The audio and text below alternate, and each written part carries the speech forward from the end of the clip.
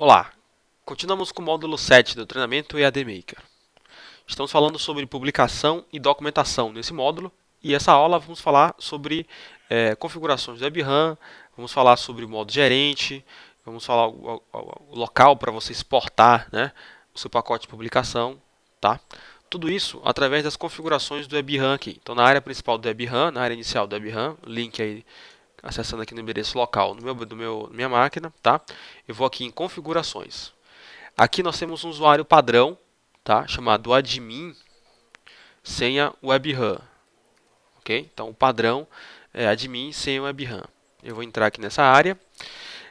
Aqui eu já posso alterar a senha, né? Caso eu queira modificar, né? Como essa senha é um valor padrão, né? Todo desenvolvedor já utiliza essa senha, né? Então, em um ambiente de publicação, por exemplo, é bem importante que você altere essa senha para colocar uma senha mais forte, ok? Em desenvolvimento não precisa, porque, né, geralmente você vai trabalhar só na sua máquina, mas em um ambiente de publicação é bem interessante que você altere logo sua senha para colocar uma senha mais forte aqui. Aqui nós temos funções para gerenciar sistemas, ou seja, aqui exibe a lista de apontadores, né, que estão na pasta System do meu projeto. Certo? Isso aqui é interessante porque eu consigo fazer o upload de arquivos para o servidor, né, sem precisar ter acesso direto, né, à pasta lá. Então eu posso fazer o upload de um arquivo e ele movimenta o arquivo direto lá para a pasta Systems do WebRAM, certo? Também posso excluir arquivos, excluir apontadores que estão lá na pasta Systems diretamente aqui por essa lista de sistemas, tá? Temos também a possibilidade, né, o botão aqui de parâmetros de configuração. Ok? Esses são parâmetros avançados. Né? A maioria dos parâmetros você não vai precisar modificar, né, durante o desenvolvimento com o Maker. Certo? A não ser algum caso muito específico. Né? Por exemplo, nós citamos no módulo de relatórios, né, a possibilidade de você utilizar o servidor de relatórios, né, que é algo mais robusto, mais indicado para ambiente de produção. E para configurar, é necessário que você venha aqui nos parâmetros de configuração, no caso no grupo de relatório, né, e aí você vai criar aqueles parâmetros que o manual indica lá, né, o servidor de retorno, indicar o IP do servidor onde está o servidor de relatórios e a porta de comunicação com esse servidor. Tá? Então, geralmente é nesse tipo de objetos que você vai trabalhar com parâmetros e configurações. Aqui eu posso citar os parâmetros mais utilizados, aqueles mais importantes que você podem precisar utilizar ou configurar no dia a dia trabalhando com o Maker, certo? Os mais importantes estão no grupo sessão, ok?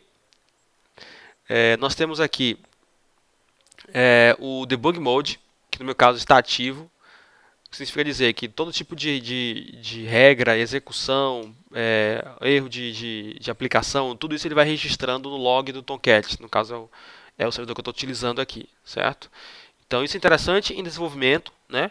É bem interessante você controlar, descobrir problemas, tudo mais, mas em produção não é importante isso ter ativo, né? Porque você está gerando, na verdade, um, um processo a mais em todas as operações, né? Está gerando um desperdício, podemos dizer assim, de processamento para gerar um log, sendo que para uma aplicação, né, para você controlar o log, geralmente você faz esse ambiente de homologação, ambiente de desenvolvimento, mas o ambiente de produção é mais para você ter isso funcionando. Você pode ativar por um momento, depois ativar, então geralmente isso não fica ativo no ambiente de produção, certo? Mas de forma geral, esse parâmetro vai ativar o modo de depuração, ele vai escrever o log lá nos arquivos do Tomcat, tá? O local padrão, né, PTBR ali, e rule timeout e tempo. Tá? Esses parâmetros são importantes de entender como eles funcionam. Vocês podem vir a ter que modificar os valores aqui. Tá? Primeiro, o que é o rule timeout? Toda regra dentro do Maker ela tem um tempo máximo de execução. Isso definido nesse parâmetro, que são 300 segundos. Qualquer regra que passe de 300 segundos, ela é interrompida automaticamente pela BRAM. Ok? Isso é um valor padrão que nós definimos aqui dentro do Maker. Dentro da BRAM, na verdade, na configuração. Tá? E aí você pode editar isso aqui, vindo e aumentando ou diminuindo o tempo de máximo de expiração, ok? Só tem que ter bastante cuidado quando você vai modificar esse conteúdo, né? Porque às vezes as pessoas enfrentam um problema, por exemplo, você tem algum tipo de regra, né, que você sabe que vai levar muito tempo. Então, uma rotina, por exemplo, de importação de um arquivo muito grande, que é algo que você faz uma vez no mês, e é uma regra que você sabe que leva mais do que 300 segundos. Tem uma regra que demanda um certo tempo, né, e é esperado que ela demande um certo tempo pela complexidade. Então, esse tipo de regra, né, geralmente pode ser impedido por esse rule timeout. Aí as pessoas simplesmente aumentam esse valor. tá? Só que o valor 300 segundos ali é um valor bem razoável. Por exemplo, um tipo de regra que esteja com algum problema de loop infinito, né? Ela geralmente vai ser capturada por esse rule timeout aí e vai interromper. Então isso é bem interessante você manter esse valor, esse número é bem razoável. Então qual seria o indicado para, por exemplo, exceções, como essa regra que demora muito tempo, né?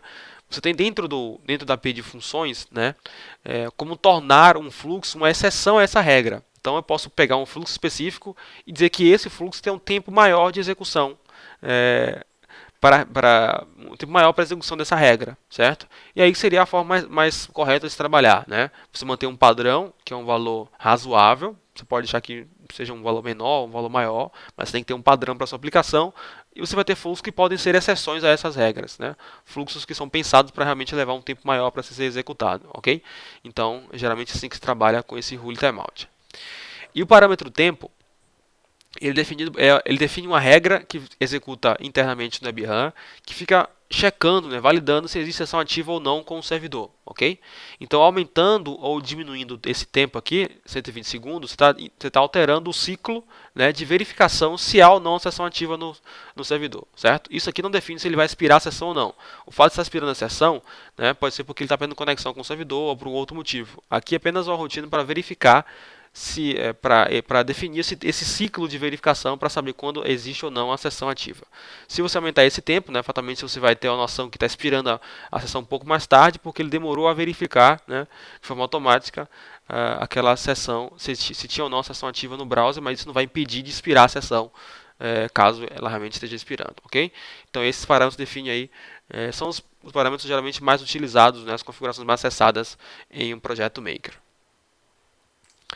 Bom, voltando aqui agora, admin WebRAM, nós temos também a possibilidade de configurar o projeto, e aqui temos a opção para configurar o apontador do projeto, ou seja, o endereço de banco de dados, senha para acesso ao banco, nome do usuário, nome do banco, essas configurações de acesso à base de dados da aplicação você pode configurar aqui, certo?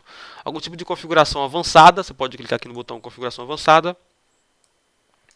E aqui você vê mais parâmetros, como por exemplo a porta que está utilizando para conectar no banco, qual é o esquema que ele está utilizando, ok? Mais informações de configuração para o seu projeto. Isso aqui é interessante para você poder modificar com aplicação e execução, né? Então a aplicação está rodando, você vai poder modificar e logicamente reiniciar o projeto. Não precisa gerar uma versão para fazer modificação no apontamento para o banco ou para a porta, certo? Tudo isso você pode fazer diretamente aqui nessas configurações. Temos também a possibilidade de reiniciar e modificar, né? Depois de você fazer algum tipo de alteração, você tem que modificar, persistir a modificação. E o botão exportar te dá acesso à exportação do código JA ou WR. No caso aqui eu estou utilizando o ambiente Java, então por isso eu tenho essas escolhas. Se fosse o ambiente .NET, ele já daria a opção de uma pasta, né, zip, para que eu publique em um servidor IS. Como eu estou utilizando o Java aqui, ele sugeriu JA ou WR, certo?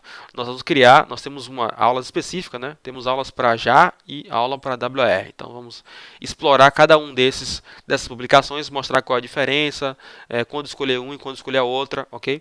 Então não se preocupe, vamos explicar como é que funciona cada uma dessas exportações aqui, JA e WR. Bom, e aqui no projeto é importante deixar claro, né, que nós temos dentro do projeto todo um modo gerente para gerir permissões de acesso na sua aplicação, ok? Isso é algo que já vem pronto para o seu sistema, sem precisar que você crie nada. Então, por exemplo, por enquanto no nosso projeto nós temos apenas dois usuários, tá? Usuário master e usuário Eric Farias, ok? E aí eu posso definir permissões para grupo de usuários. Por exemplo, Eric Farias faz parte do grupo usuários. Tá? Entrando no modo gerente, que é esse modo aqui, ó, eu posso definir permissões de acesso para os objetos do sistema. Como, por exemplo, esse subitem cadastro aqui. Tá? Eu vou dizer o seguinte, que o grupo de usuários, chamado usuários, tá, não pode visualizar esse item aqui, né, esse submenu cadastros. Então, tudo que tiver dentro dele, né, na verdade ele não tem acesso, ele não vai visualizar isso aqui no menu. Ok? Então, eu tirei essa permissão aqui. Então agora se eu vir aqui alterar o usuário, entrar com Eric,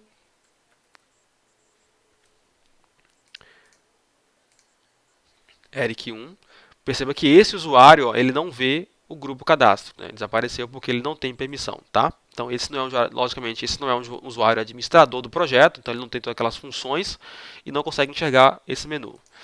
Agora essa permissão ela pode ser também um pouco mais avançada aqui, né? Pode ser até nível de formulário, por exemplo. Ele enxerga uma agenda, né?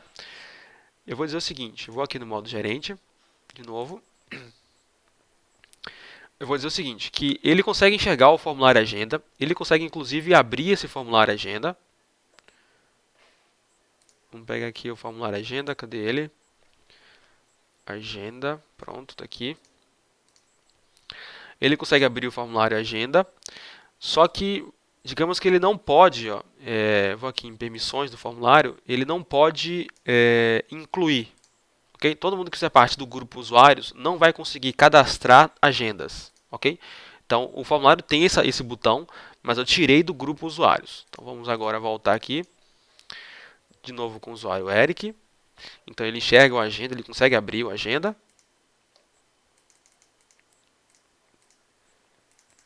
Não está abrindo aqui, vamos lá, porque... Deixa eu voltar aqui para o usuário master.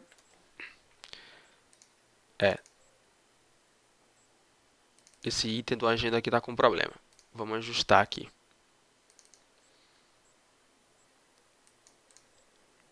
Vamos ver por que não está abrindo o formulário agenda aqui. É porque na verdade a agenda é só um subitem, né? Não tem um formulário dentro dele. Então pronto, vamos lá. Coloquei o formulário agenda lá, ok?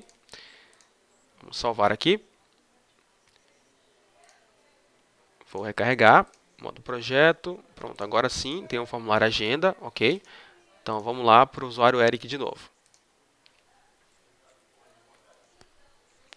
Aqui eu tenho o acesso ao formulário agenda, tá?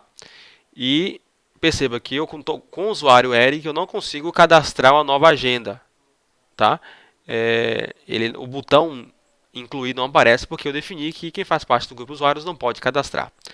E agora para mostrar que ele pode ser ainda mais detalhista, né, posso ir a nível de componente. Então, por exemplo, nesse mesmo formulário agenda, ó, vou voltar para o usuário master, no modo gerente, vou abrir aqui de novo o nosso formulário agenda. E aí eu vou dizer o seguinte, que quem fizer parte do grupo usuários não poderá editar, né, o componente que é o componente médico. Então ele vai ver o componente, mas estará com apenas leitura, tá?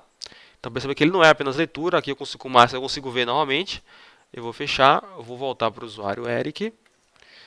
E agora quando eu for no formulário agenda, o componente vai ficar apenas leitura, eu não consigo editar, ok? Então você consegue definir permissões para menu, para itens do menu, né, ou seja, formulários, e também consegue definir permissões a nível de componentes, ok? Então essa é a nossa aula sobre modo gerente, sobre permissões, sobre compilação também, né? Mostrei como exportar, e aí nas próximas aulas vamos mostrar especificamente na prática como fazer a exportação do JAI, do WR e como fazer a publicação desses dois objetos. Até lá!